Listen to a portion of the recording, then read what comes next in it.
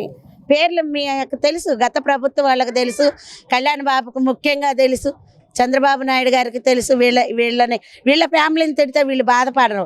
Public మాలాంటి వాళ్ళని తిట్టారు. రోజా అయితే ఎస్సీ ఎస్టీ వాళ్ళని బాగా తిట్టింది.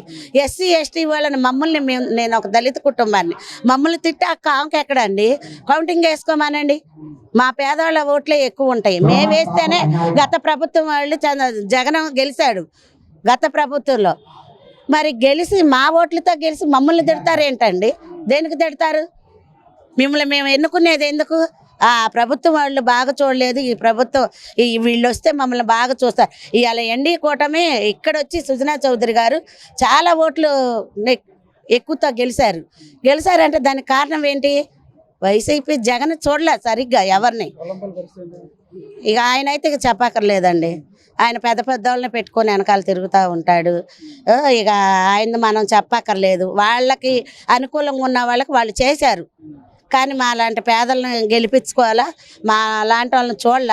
ఇప్పుడు నెక్స్ట్ ఇప్పుడు నేనే ఉన్నా ఒక దళిత కుటుంబంలో నా వెనకాల ఒక 3000 కుటుంబాలు ఉన్నాయి మాయి. మేము ఉండే ఏరియాలోనే. ఇంకా పక్క ఏరియాలో కౌంటింగ్ చేస్తే బోర్డులు ఉంటాయి. మాలాంటి వాళ్ళని వాళ్ళు పట్టించుకోవాలా. మాలాంటి వాళ్ళని పట్టించుకొని అమ్మ నువ్వు ఈ జనాల్ని చూసుకో అని అన్నారా? మా కూటమి ప్రభుత్వం చెప్పింది నాకు ఫోన్ చేసి, అమ్మ అక్కడ వెళ్ళు, రాకేష్ పబ్లిక్ స్కూల్లోకి వెళ్ళు, అక్కడ అందరినీ చూసుకో, పార్టీతో పని లేదు, ఎవరు వచ్చినా వాళ్ళకి ఏమున్నాయో ఏం లేవో చూడు, ఏమన్నా తక్కువైతే మాకు ఫోన్ చేయి, మేము వెంబట అందిస్తామని.